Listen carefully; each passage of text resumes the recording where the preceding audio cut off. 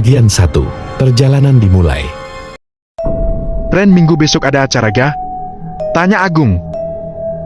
Mereka berdua sedang berjalan menuju parkiran untuk pulang, karena jam kerja sudah habis. Free gua, lo kan tahu kalau libur gua cuma rebahan sama main game doang. Jawab Rendi santai sembari menghisap rokok di tangannya. Muncak yuk. Udah lama nih kita nggak muncak, mumpung seninya tangga merah. Ujar Agung. Ayo, muncak kemana nih kita? Tanya Rendi antusias. Semeru aja yang deket dari sini, lagian kan mepet waktunya cuma 2 hari. Jawab Agung tak kalah antusias. Semasa kuliah mereka memang sering mendaki bersama, hanya saja setelah bekerja mereka sibuk dengan kerjaan masing-masing.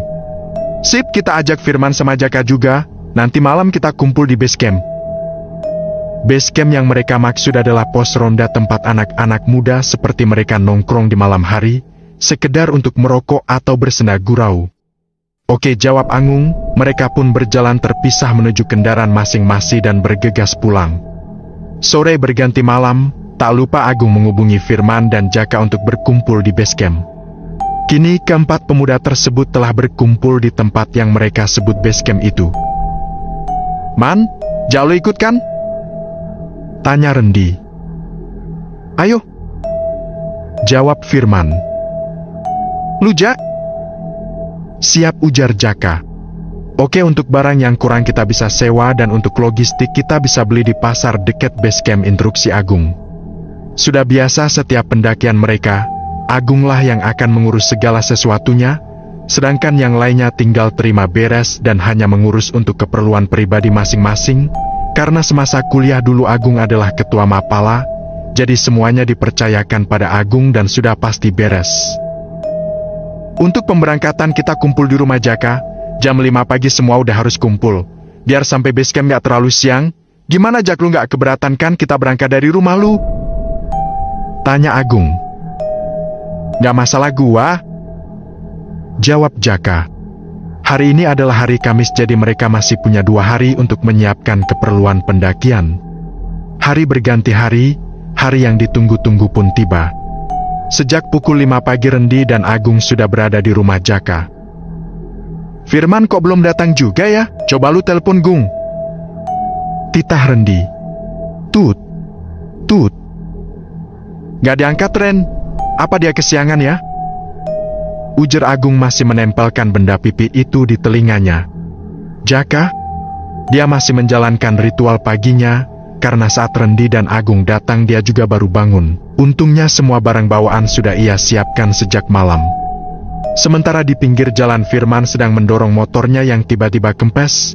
Ia berniat kembali lagi ke rumahnya untuk mengganti motor tersebut dengan motor ayahnya. Karena gak mungkin ada tukang tambal ban jam 5 pagi, mau tidak mau dia harus putar balik. Belum lagi dia akan kena omel Rendi dan Agung karena terlambat. Sebenarnya hatinya mulai gak enak dengan kejadian ban kempes barusan, seperti sebuah firasat bahwa akan terjadi sesuatu di atas gunung nanti. Tapi semua persiapan sudah matang, tak mungkin dia akan membatalkannya begitu saja. Untungnya jarak rumah Firman dan Jaka tak terlalu jauh, hingga 20 menit kemudian Firman sudah sampai di rumah Jaka dan disambut oleh ketiga temannya dengan barang bawaan masing-masing. Man, kok jam segini baru sampai? Lu kesingan ya? Tanya Rendi sembari mengangkat tas carrier ke punggungnya. Gua nggak kesiangan, tapi ban motor gua kempes, kepaksa dah gua balik lagi ganti motor. Jawab Firman seadanya, karena memang itu yang terjadi. Lamang semalam gak lu cek lagi? Tanya Rendi lagi. Ya udahlah, jangan banyak ngobrol, keburu siang kita sampai base camp. Ujar Jaka menegahi. Akhirnya mereka berangkat jam 5:30 dengan menggunakan 2 sepeda motor. Agung membawa Rendi dan Firman membawa Jaka. Di perjalanan tak ada kejadian apapun. Mereka tampak bersemangat sembari menghirup udara pagi hari yang sejuk. Hingga 2 jam kemudian mereka sampai di pasar tradisional dekat base camp untuk membeli logistik. Sesampainya di parkiran mereka berpencar untuk menjalankan tugas masing-masing. Agung mengajak Rendi untuk menemaninya berbelanja sayur dan bahan makanan yang mereka perlukan ke dalam pasar. Jaka bertugas untuk membeli refill gas portable ke minimarket di seberang pasar, sedangkan Firman bertugas menjaga barang bawaan di parkiran. Saat Firman sedang duduk di motor, ada seorang kakek-kakek berbaju lusuh bahkan tak memakai alas kaki menghampiri Firman. Ia menatap Firman dengan tatapan tajam. Sontak Firman kaget karena ia tak melihat dari arah mana sang kakek muncul. Dia pun merogoh saku celananya mengambil uang pecahan 5.000 dan menyodorkannya pada kakek tersebut.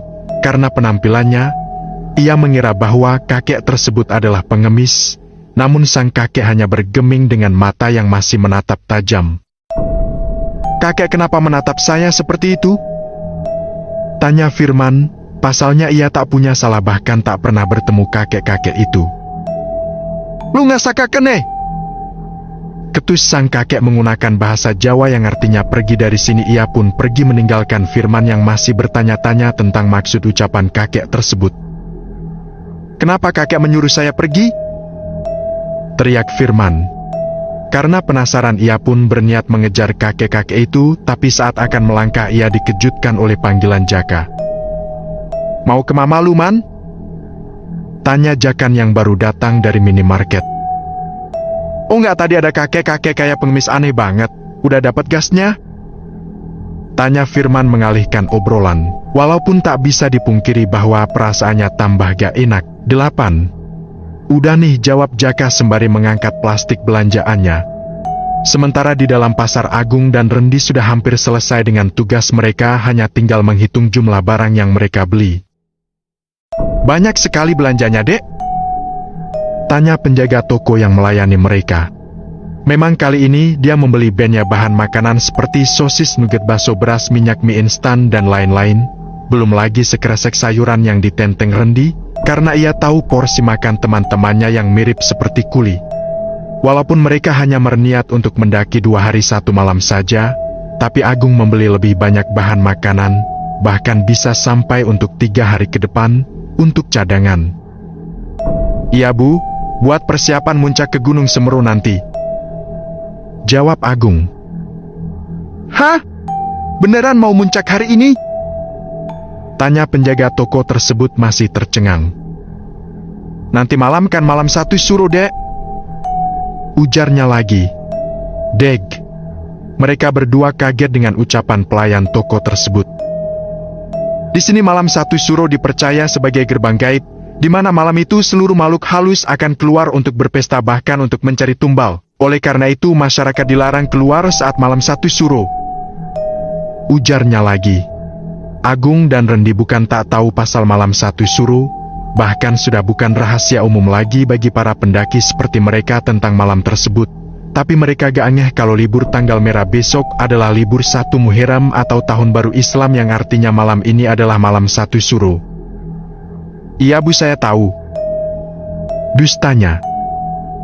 "Saya dan teman-teman saya hanya ingin melihat keindahan alam saja, Bu, tidak punya maksud lain," ujar Agung menepis semua pikiran buruknya dan mengalihkan pikirannya agar lebih positif.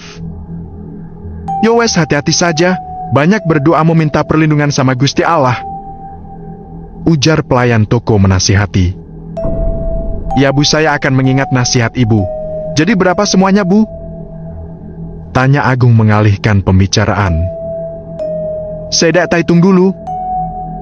Pelayan toko tersebut lalu menghitung belanjaan Agung sembari memasukkannya ke dalam plastik. "Semuanya jadi 285.000, Dek," ucapnya sembari memperlihatkan kalkulator dengan beberapa digit angka di atasnya. Agung mengeluarkan dompetnya dan menyodorkan 3 lembar uang berwarna merah. "Kembaliannya ambil saja, Bu," ujar Agung, lalu ia mengambil beberapa kantong berisi belanjaannya. "Terima kasih, Dek," ujar sang pelayan toko dengan mengembangkan senyum. Agung dan Rendi berlalu dari toko tersebut menuju parkiran di mana Jaka dan Firman menunggu mereka. "Kayaknya kita harus pikirin perkataan ibu-ibu tadi deh, Gung. Dia ada benernya juga. Malam 1 suruh itu malam sakral buat mereka," ujar Rendi dengan raut wajah was-was. "Udahlah, jangan terlalu dipikirin, tujuan kita kan buat refreshing bukan yang lain. Positif aja. Lagian juga persiapan kita udah matang dan udah sampai sini. Gak mungkin kita batalin gitu aja," jawab Agung yang tak ingin temannya berpikiran yang tidak-tidak. Ya udah gua ngikut lu aja, Gung. Tapi jangan kasih tahu Firman dan Jaka tentang hal ini. Takutnya mereka jadi ikutan was-was kayak gua. Timpal Rendi. Agung menganggukkan kepalanya tanda mengerti. Ia tak mau banyak bicara lagi karena mereka sudah hampir sampai di parkiran pun Jaka dan Firman sudah melihat mereka datang. Mereka segera melanjutkan perjalanan ke base camp yang hanya butuh waktu sekitar 15 menit dari pasar ini. Rencananya mereka akan mendaki via base camp Ranupani, jalur favorit para pendaki Gunung Semeru. Waktu tempuh dari Ranupani menuju puncak diperkirakan memakan waktu 10-13 jam tergantung fisik para pendaki. Itu pun jika tak ada badai. Tak jarang para pendaki yang memutuskan untuk kembali ke base camp karena cuaca yang tidak mendukung. Jam setengah 9 mereka berempat sampai di base camp Ranupani. Mereka tak langsung menuju pos registrasi tapi memilih packing ulang barang bawaan mereka. Setelah setengah jam berlalu mereka akhirnya menyelesaikan packing dan berlalu menuju pos pendaftaran. Kemudian melakukan registrasi mengisi data diri dan meninggalkan nomor telepon yang bisa dihubungi. Tak lupa mereka meninggalkan KTP mereka masing-masing. Menurut informasi dari pihak base camp baru ada kelompok mereka yang mendaftar hari ini dan 2 kelompok yang masih berada di atas dengan jadwal turun sore ini. Padahal ini adalah weekend. Mungkin efek malam satu suruh. Setelah semua selesai mereka pun memulai perjalanan mereka. Tak lupa mereka berempat melakukan doa bersama di depan gapura yang dipimpin oleh Agung. Dan perjalanan dimulai.